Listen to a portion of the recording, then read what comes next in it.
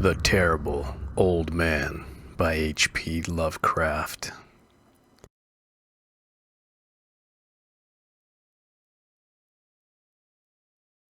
Sit back, everybody, and forget what's going on in the day and focus on this tale of what happened with the terrible old man. It was the design of Angelo Ricci and Joe Zasnick and Manuel Silva to call on the terrible old man. This old man dwells all alone in a very ancient house on Water Street near the sea, and is reputed to be both exceedingly rich and exceedingly feeble, which forms a situation very attractive to men of the profession of Messer Ricci, Zasnick, and Silva, for that profession was nothing less dignified than robbery. The inhabitants of Kingsport say and think many things about the terrible old man, which generally keeps him safe from the attention of gentlemen like Mr. Ricci and his colleagues, despite the almost certain fact that he hides a fortune of indefinite magnitude somewhere about his musty, venerable abode. He is in truth a very strange person, believed to have been a captain of East India clipper ships in his day, so old that no one can remember when he was young, and so taciturn that few know his real name. Among the gnarled trees in the front yard of his aged and neglected place, he maintains a strange collection of large stones, oddly grouped and painted so that they resemble the idols of some obscure Eastern temple. This collection frightens away most of the small boys who love to taunt the terrible old man about his long white hair and beard, or to break the small paned windows of his dwelling with wicked missiles. But there are other things which frighten the older and more curious folk who sometimes steal up to the house to peer in through the dusty panes.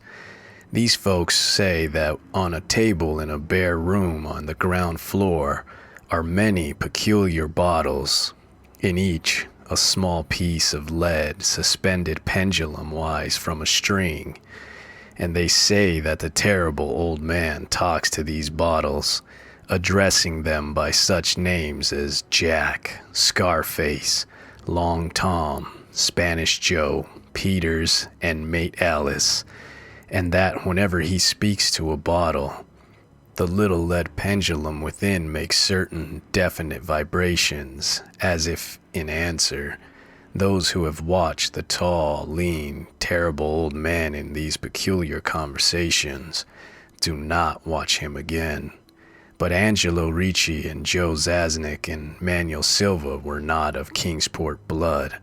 They were of that new and heterogeneous alien stock which lies outside the charmed circle of New England life and traditions, and they saw in the terrible old man merely a tottering, almost helpless graybeard who could not walk without the aid of his knotted cane, and whose thin, weak hand shook pitifully. They were really quite sorry in their way for the lonely, unpopular old fellow, whom everybody shunned and at whom all the dogs barked singularly. But business is business, and to a robber whose soul is in his profession, there is a lure and a challenge about a very old and very feeble old man who has no account at the bank, and who pays for his few necessities at the village store with Spanish gold and silver minted 2 centuries ago. Monsieur Ricci, Zasnick, and Silva selected the night of April 11th for their call.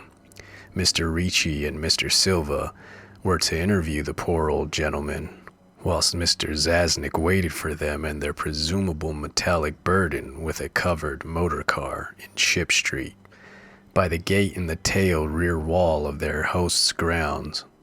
Desire to avoid needless explanations in case of unexpected police intrusions prompted these plans for a quiet and unostentatious departure. As prearranged, the 3 adventurers started out separately in order to prevent any evil-minded suspicions afterwards, Monsieur Ricci and Silva met in Water Street by the old man's front gate, and although they did not like the way the moon shone down upon the painted stones through the building branches of the gnarled trees, they had more important things to think about than mere idle superstition. They feared it might be unpleasant work making the terrible old man loquacious concerning his hoarded gold and silver, for aged sea captains are notably stubborn and perverse. Still, he was very old and very feeble, and there were two visitors. Monsieur Ricci and Silva were experienced in the art of making unwilling persons voluble, and the screams of a weak and exceptionally vulnerable man can be easily muffled.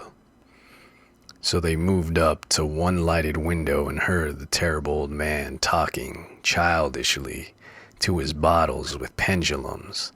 Then they donned masks and knocked politely at the weather-stained oaken door. Waiting seemed very long to Mr. Zasnick as he fidgeted restlessly in the covered motor car by the terrible old man's back gate in Ship Street. He was more than ordinarily tender-hearted, and he did not like the hideous screams he had heard in the ancient house just before the hour appointed for the deed. He had not told his colleagues to be as gentle as possible with the pathetic old sea captain. Very nervously he watched that narrow oaken gate in the high and ivy-clad stone wall. Frequently he consulted his watch and wondered at the delay. Had the old man died before revealing where his treasure was hidden? And had a thorough search become necessary? Mr. Zasnick did not like to wait so long in the dark in such a place. Then he sensed a soft tread or tapping on the walk inside the gate, heard a gentle fumbling at the rusty latch, and saw the narrow, heavy door swing inward. And in the pallid glow of the single dim street lamp, he strained his eyes to see what his colleagues had brought out of the sinister house which looms so close behind. But when he looked, he did not see what he had expected, for his colleagues were not there at all, but only the terrible old man, leaning quietly on his knotted cane and smiling hideously. Mr. Zasnick had never before noticed the color of the man's eyes. Now he saw that they were yellow. Little things make considerable excitement in little towns, which is the reason that Kingsport people talked all that spring and summer about the three unidentifiable bodies, horribly slashed as with many cutlasses, and horribly mangled as by the tread of many cruel boot heels, which the tide washed in, and some people even spoke of things as trivial as the deserted motor car found in Ship Street, or certain especially inhuman cries, probably of a stray animal or migratory bird, heard in the night by wakeful citizens. But in the idle village gossip, the terrible old man took no interest at all. He was by nature reserved, and when one is aged and feeble, one's reserve is doubly strong. Besides, so ancient a sea captain must have witnessed scores of things much more stirring in the far-off days of his unremembered youth.